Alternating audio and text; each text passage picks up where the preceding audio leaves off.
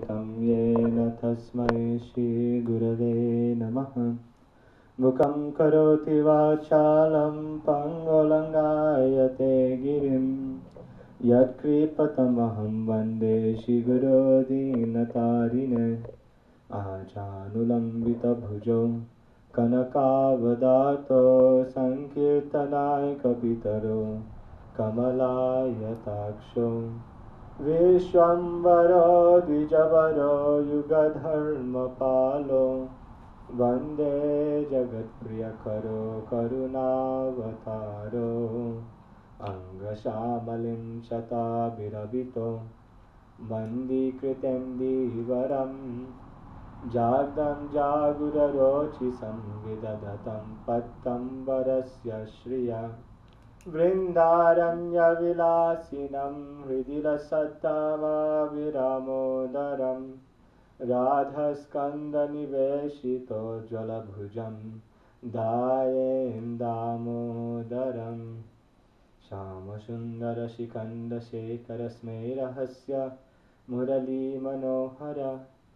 Radhikara Sikamam Kripanidhe Swapriya Charana Kinkarim Kuru Tavaivasmi najivami taya vina iti vigyaya radhetam namama charanantikem hayachena hayavena prabhurja tadas savara charanavandadhante korigas vanchakalpataruyascha kripa sindhu vacha Patitanam pavanebhyo Vaishnavebhyo namo namaha Shri Krishna Chaitanya Prabhu Nityananda Shri Advaita Gadadhar Shivasari Gaura Bhakta Vrinda Hare Krishna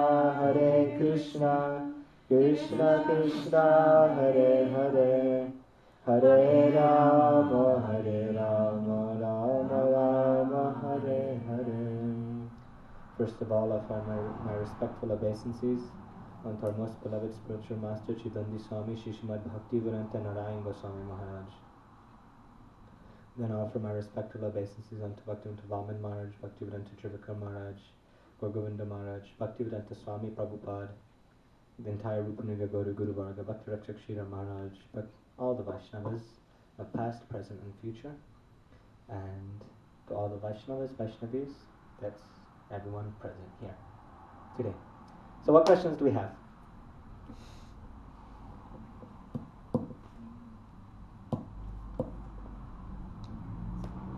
I saw you first. So. Okay.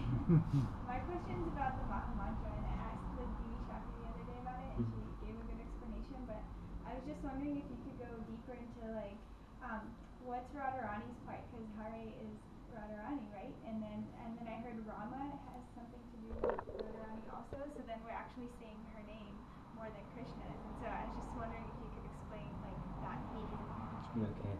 Explain the meaning of the Mahamantra, and especially with a slant towards how it's indicating Srimati Radhika and how we're chanting her name more, and some explanation so we can have more of an understanding. The Mahamantra, there's mantras, all the Vedas are mantras. So those are very powerful sound vibrations that purify our mind, that can affect the nature around us, that are, there's a lot of power in mantras. I'm sure everyone here is familiar. But the Maha means super. So it's the super mantra. It's the best mantra ever, the Mahamantra. So actually, you can say all the rest of the Vedic scriptures, all the classes that we've been giving our whole lives and hearing from the Vaishnavas are all explanation of the Mahamantra. So it's something very, very deep. It's the essence of everything. So to explain really what Mahamantra is, that can take a long time. It can take, and there are people that do that, namely Ananta Shesh in the bottom of the universe, always glorifying Krishna rather than the Mahamantra. There's so much there. But I'll give a little something, what I've heard from the Vaishnavas and what I've understood about the Mahamantra. Okay, so Hare. First Hare, the Sanskrit verbal root for Hare is Hara, which means to steal, or to take away, a thief. If you lose your money in India, you say, oh, paisa here geche, I lost my money. My money was stolen, my money was taken away. So to deplete energy or to take away means Hare. And that.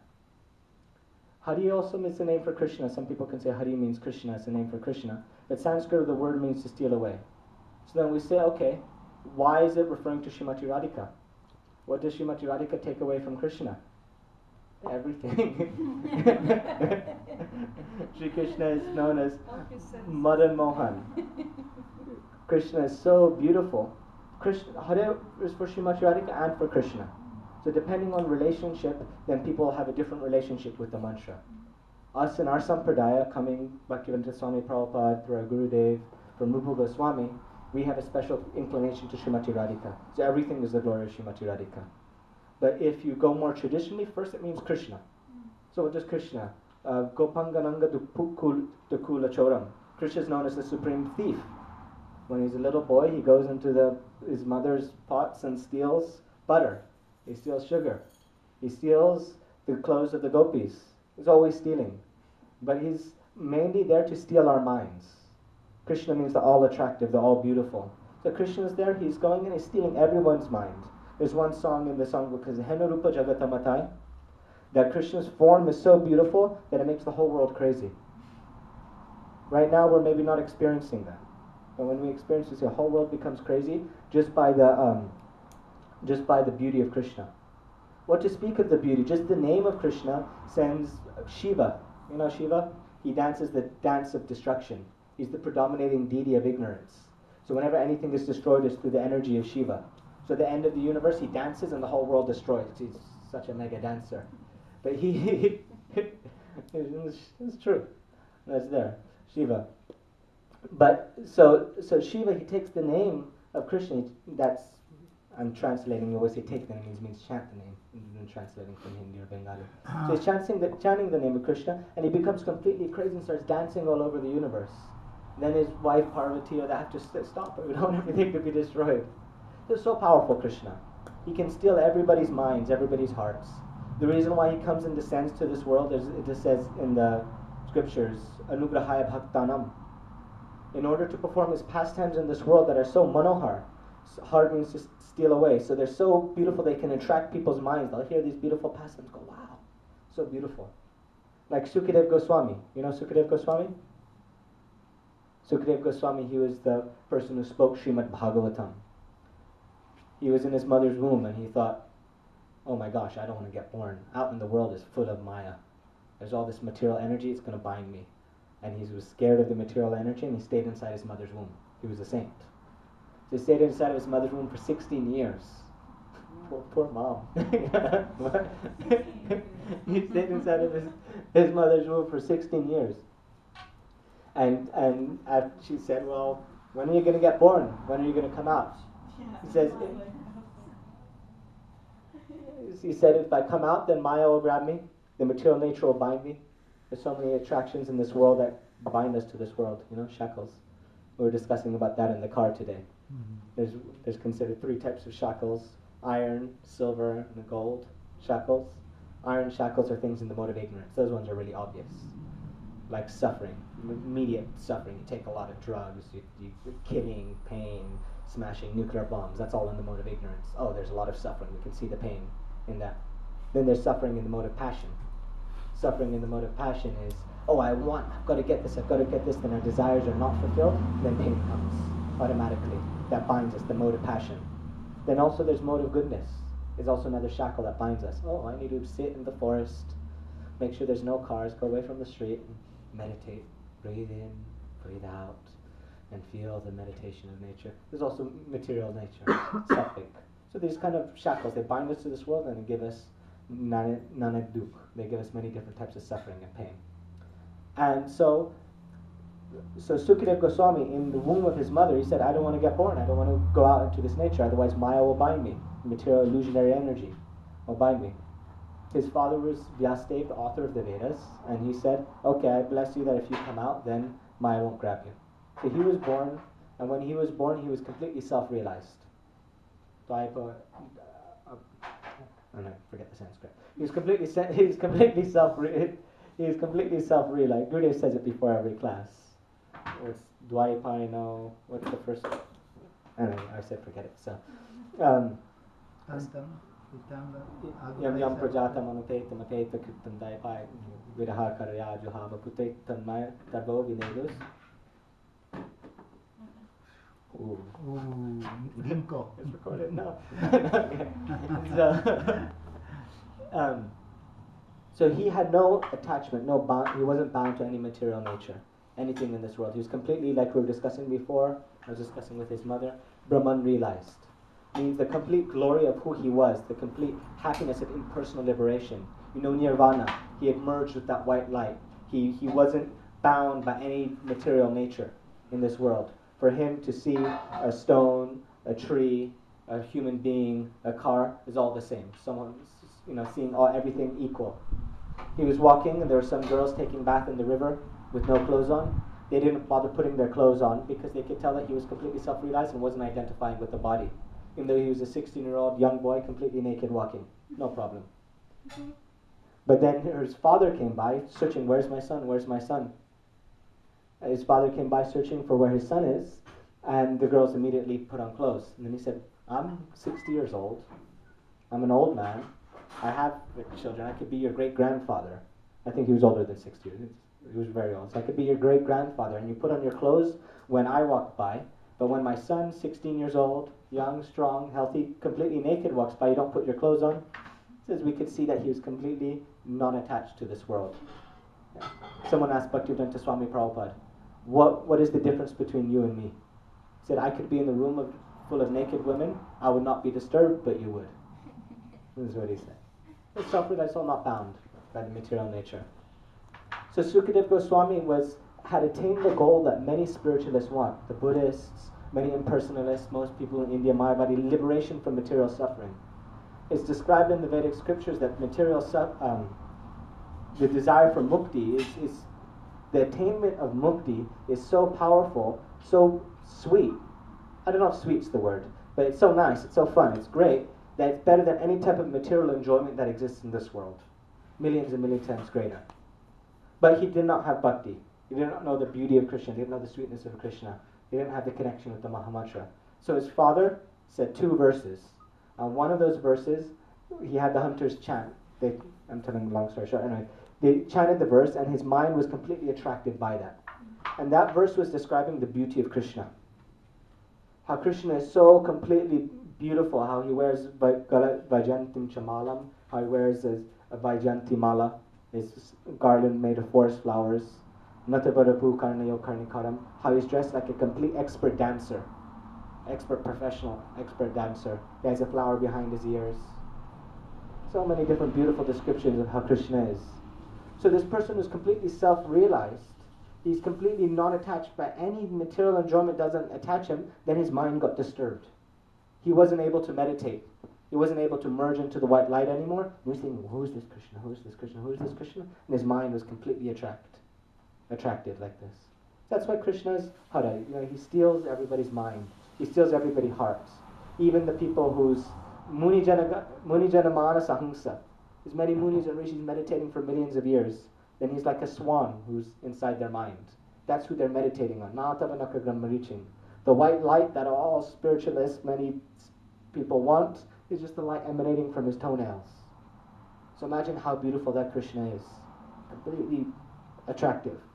Everyone. It's described when Krishna performs Ras Leela. The demigods, they come from the heavenly planets and they play music in the sky and they shower flowers. But just by seeing how beautiful Krishna is when he's playing his flute in the middle of the night, all the demigod ladies, they lose their chastity. Then even the men, they become attracted to Krishna. They think, oh my gosh, how is this possible? But Krishna is so beautiful. In Bengal, they have these musical performances, Leela Kirtans. And they take these songs and they sing them for 4 hours and give explanation. One of them, Roop Kirtan, is where they're describing the Roop of Krishna.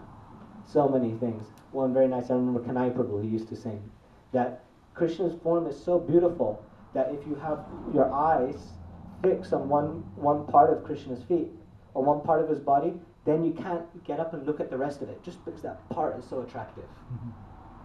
So it's very difficult. So completely attractive, just that one part. It's described when the person, a spiritualist, first attains bhav. It means they're performing spiritual life, then finally they get to see Krishna for the first time. I remember someone was reading that description, so beautiful. The first, by Krishna's sight, they see Krishna and they become completely unconscious, begin to swoon and fall unconscious by seeing the beauty of Krishna. Then they hear Krishna and the sense of sound gets completely filled and nourished by the sound of Krishna and fall unconscious. Then the smell and the taste, all the senses. At one time, not possible. Too much sweetness. too much beauty is there. So Krishna is so beautiful.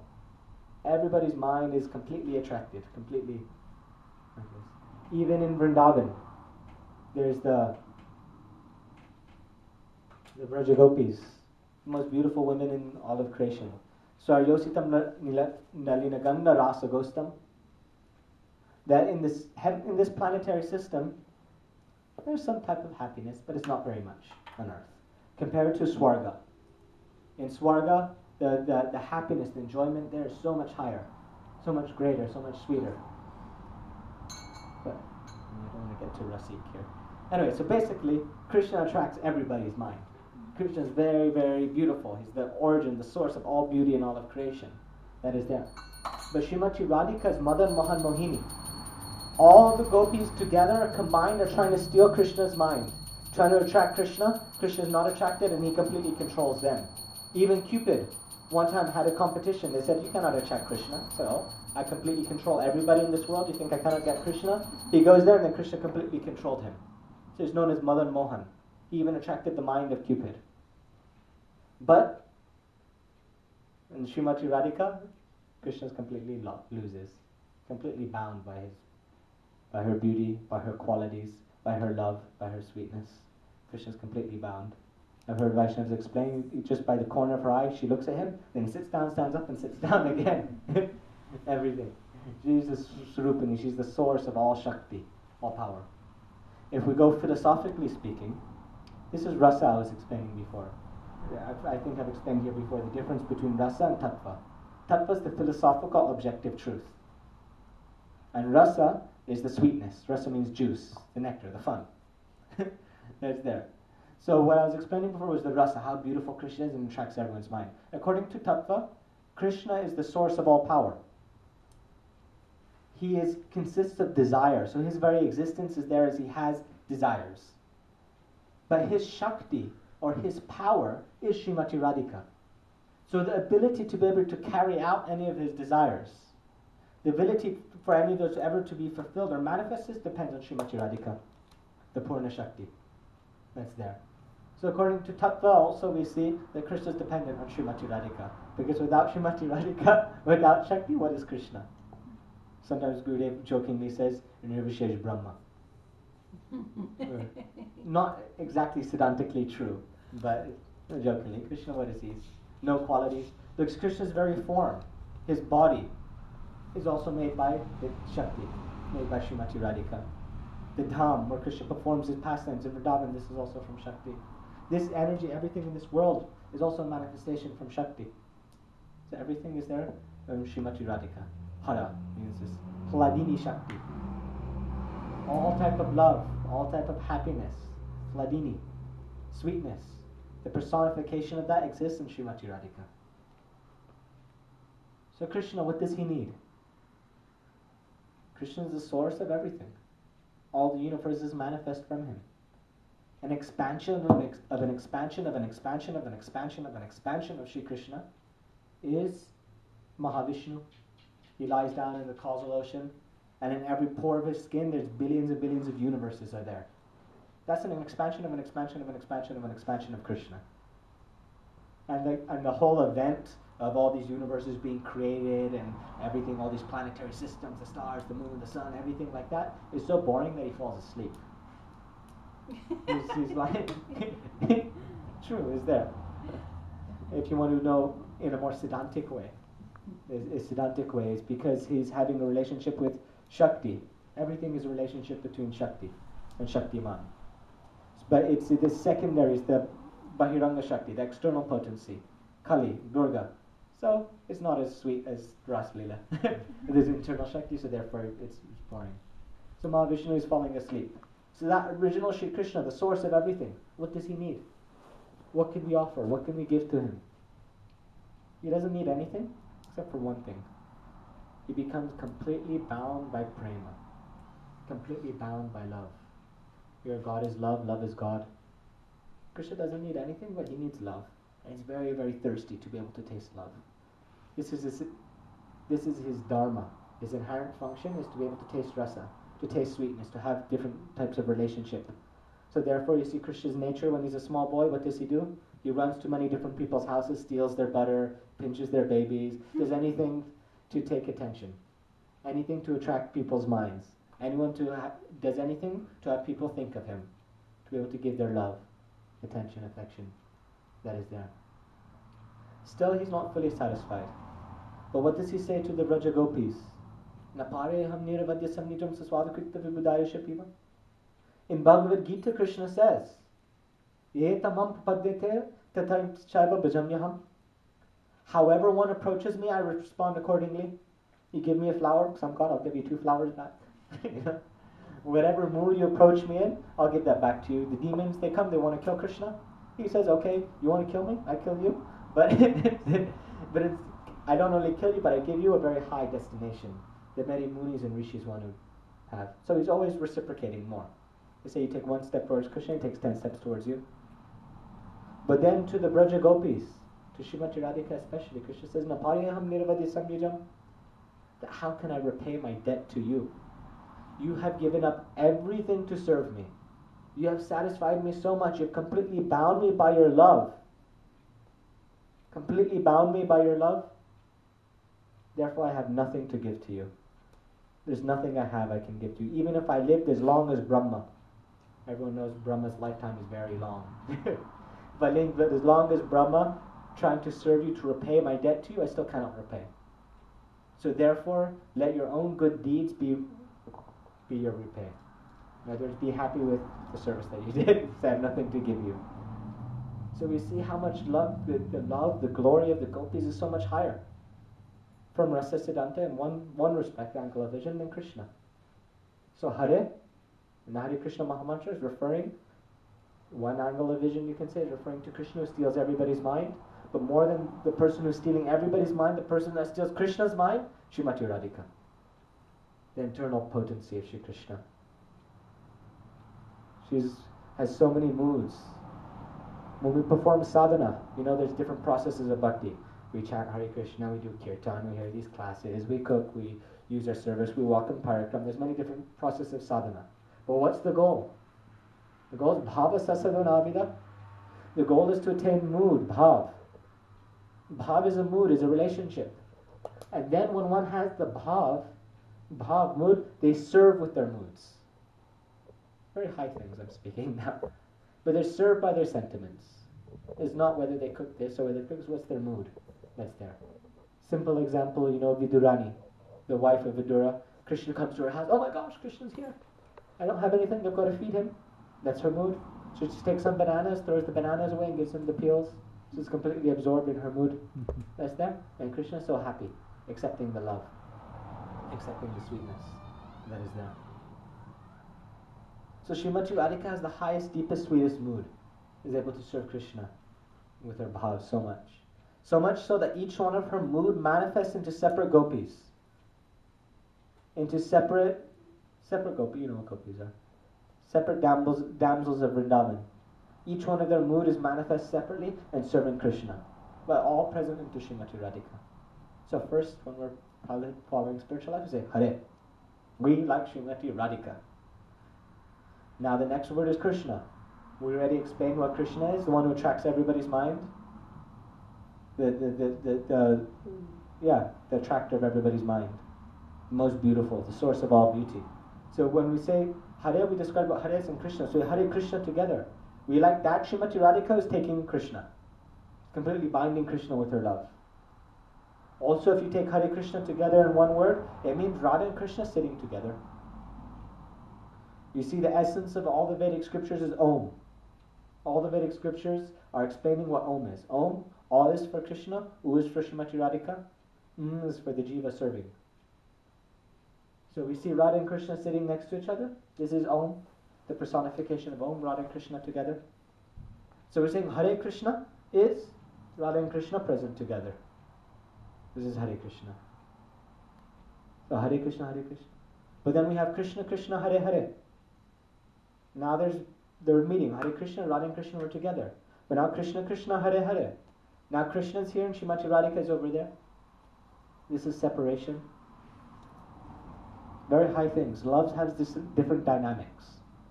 Many scriptures describing love in Vedic scriptures. But in essence, love has two facets. One facet is meeting. When lover and beloved are united together. And so many beautiful exchanges are there. So much sweetness, so much happiness is exchanged. But then when there's separation, then there's a meeting in the minds.